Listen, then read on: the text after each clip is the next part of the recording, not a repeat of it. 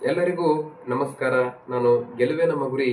ಕೃಷಿ ಭೂಮಿಯನ್ನು ಹೊಂದಿದಂತ ಮಾಲೀಕರು ಅವರು ಮರಣ ಹೊಂದಿದ ನಂತರ ಅವರ ವಾರಸುದಾರರಿಗೆ ಭೂಮಿಯನ್ನ ಸುಲಭವಾಗಿ ವರ್ಗಾಯಿಸಲಿಕ್ಕೆ ಕರ್ನಾಟಕ ಸರ್ಕಾರ ಹೊಸದಾಗಿರ್ತಕ್ಕಂಥ ಮಾರ್ಗಸೂಚಿಗಳನ್ನ ಕೂಡ ಪ್ರಕಟ ಮಾಡಿದೆ. ಆದರೆ ಈ ಒಂದು ಮಾಹಿತಿಯ ಹಿನ್ನೆಲೆಯಲ್ಲಿ ಹೇಳಬೇಕಾದ್ರೆ ರೈತರು ಎದುರಿಸುತ್ತಿರುವಂತ ಪೌತಿ ಖಾತೆ ಸಮಸ್ಯೆಗಳಿಗೆ ಈ ಪೌತಿ ತಂತ್ರಾಂಶದ ಮುಖಾಂತರ ಇದರ ಒಂದು ಆಂದೋಲನವನ್ನ ನಡೆಸಲಿಕ್ಕೆ ಒಂದು ನಿರ್ಧಾರವನ್ನ ಕೂಡ ಮಾಡಿದೆ.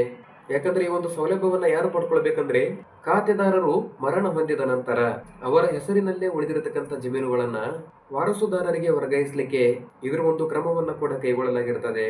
ಆದ್ರೆ ಆಲ್ಮೋಸ್ಟ್ ಆಗಿ ಈ ಒಂದು ವರ್ಗಾವಣೆಯನ್ನ ಏನಾದರೂ ಆಗದೇ ಇದ್ರೆ ರೈತರಿಗೆ ಸಾಲ ಸೌಲಭ್ಯ ಆಗಿರಬಹುದು, ಆನಂತರ ಬೆಳೆ ವಿಮೆ ಪರಿಹಾರ, ಆನಂತರ PM ಕಿಸಾನ್ ಕೂಡ ಆಗಿರಬಹುದು, ಯಾವ್ದನ್ನಾದ್ರೂ ಕೆಲವೊಂದಿಷ್ಟು ಸೌಲಭ್ಯಗಳನ್ನ ನೀವು ಏನಾದ್ರೂ ಪಡ್ಕೊಳ್ತೀರಿ ಅಂದ್ರೆ ಮುಂದೆ ಸಾಧ್ಯನೇ ಆಗೋದಿಲ್ಲ. ಯಾಕಂದ್ರೆ ಇಂಥ ಈ ಒಂದು ಅಸಂಗತಿಯನ್ನ ಹೋಗಲಾಡಿಸ್ಲಿಕ್ಕೆ ಸರ್ಕಾರ ಒಂದು ರೀತಿ ಒಳ್ಳೆಯ ಒಂದು ಕ್ರಮವನ್ನ ಕೂಡ ಕೈಗೊಂಡಿದೆ. ಯಾಕಂದ್ರೆ ಅದರ ಒಂದು ಶುಲ್ಕದ ವಿನಾಯಿತಿಯನ್ನ ತಿಳಿಸ್ತೀನಿ. ನೀವು ಈ ಒಂದು ಈ ಪೌತಿ ಖಾತೆಯನ್ನ ಮಾಡಿಸ್ಲಿಕ್ಕೆ ಮ್ಯೂಟೇಷನ್ನಿನ ಶುಲ್ಕವಾದಂತ ಕನಿಷ್ಠ 35 ರೂಪಾಯಿಗಳಿಗೆ ಅದರ ಒಂದು ಶುಲ್ಕದ ವಿನಾಯಿತಿಯನ್ನ ಕೂಡ ನೀಡಲಾಗಿದೆ. ಇದಕ್ಕೆ ಸಂಬಂಧಪಟ್ಟಂತೆ ಯಾವುದೇ ಒಂದು ಅರ್ಜಿಯನ್ನ ಇಲ್ಲದೆ ಇದ್ರೆ ವಾರಸುದಾರರ ಆಧಾರು ಅದರ ಒಂದು ಈ KYC ಯನ್ನು ಪಡ್ಕೊಂಡು ಸ್ವಯಂ ಪ್ರೇರಿತವಾಗಿ ಗ್ರಾಮ ಆಡಳಿತ ಅಧಿಕಾರಿಗಳೇ ಈ ಒಂದು ಪ್ರಕ್ರಿಯೆಯನ್ನು ನಡೆಸ್ತಾರೆ.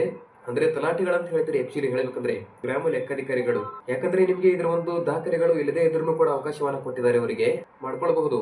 ನಿಮ್ಮ ಹತ್ರ ಆಲ್ಮೋಸ್ಟ್ ಆಗಿ ಏನಾದ್ರೂ ಮರಣ ಪ್ರಮಾಣ ಪತ್ರ ಇಲ್ಲದೆ ಇದ್ರೆ ಗ್ರಾಮ ಆಡಳಿತ ಅಧಿಕಾರಿಗಳು ಸ್ವತಃನೇ ಇದರ ಒಂದು ತನಿಖೆಯನ್ನ ನಡೆಸಿ ಆ ಒಂದು ವಾರಸುದಾರರಿಂದ ಅಫಿಡವಿಟ್ ಅನ್ನ ಪಡೆದು ಇದರ ಒಂದು ಪ್ರಕ್ರಿಯೆಯನ್ನ ಆರಂಭ ಮಾಡ್ತಾರೆ.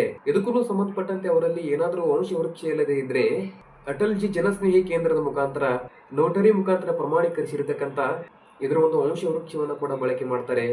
ಯಾಕಂದ್ರೆ ಇದಕ್ಕೆ ಸಂಬಂಧಪಟ್ಟಂತೆ ತಕರಾರು ಪ್ರಕರಣಗಳ ಒಂದು ವಿಲೇವಾರಿ ನೋಡಬಹುದು. ಏನಾದರೂ ವಾರಸುದಾರರಲ್ಲಿ ಭಿನ್ನಾಭಿಪ್ರಾಯವಿದ್ದರೆ ಅಂತ ಪ್ರಕರಣಗಳನ್ನ ತಹಶೀಲ್ದಾರರು ಕನಿಷ್ಠ 15ರಿಂದ 30 ದಿನಗಳ ಒಳಗಾಗಿ ಇತ್ಯರ್ಥಪಡಿಸ್ತಾರೆ. ಆನಂತರ ಜಂಟಿ ಖಾತೆ ಬಗ್ಗೆ ನೋಡಬಹುದು. ಏನಾದರೂ ವಾರಸುದಾರರ ನಡುವೆ ಇರತಕ್ಕಂತ ಹಂಚಿಕೆಯನ್ನ ಆಗದೇ ಇದ್ರೆ ಸದ್ಯಕ್ಕೆ ಲಭ್ಯ ಇರತಕ್ಕಂತ ಎಲ್ಲ ವಾರಸುದಾರರ ಹೆಸರುಗಳನ್ನ ಅವರ ಒಂದು ಜಂಟಿ ಖಾತೆಗೆ ಸೇರಿಸಲಾಗ್ತದೆ. ಯಾಕಂದ್ರೆ ಇದು ಯಾರಿಗೂ ಕೂಡ ಅನ್ಯಾಯವಾಗದಂತೆ ತಡೆಯಲಿಕ್ಕೆ ಬಹಳ ಸಹಕಾರಿ. ಆನಂತರ ಅದರ ಒಂದು ಸಮಯದ ಮಿತಿಯನ್ನ ನೋಡಬಹುದು. ನೀವು ನೋಟ್ರಿಯನ್ನ ನೀಡಿದ 15 ದಿನಗಳ ಒಳಗಾಗಿ ಯಾವುದೇ ಒಂದು ಅಪೇಕ್ಷಣೆಯನ್ನ ಬರದೇ ಇದ್ರೆ ಭೂಮಿ ತಂತ್ರಾಂಶದಲ್ಲಿ ಹೊಸ ವಾರಸುದಾರರ ಹೆಸರುಗಳನ್ನ ದಾಖಲನ್ನ ಮಾಡಬೇಕಾಗುತ್ತೆ.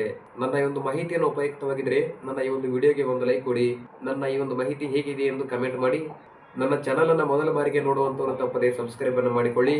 ಮುಂದಿನ ಒಂದು ಮಾಹಿತಿಯಲ್ಲಿ ಮತ್ತೆ ಸಿಗ್ತೀನಿ. ಎಲ್ಲರಿಗೂ ಧನ್ಯವಾದ.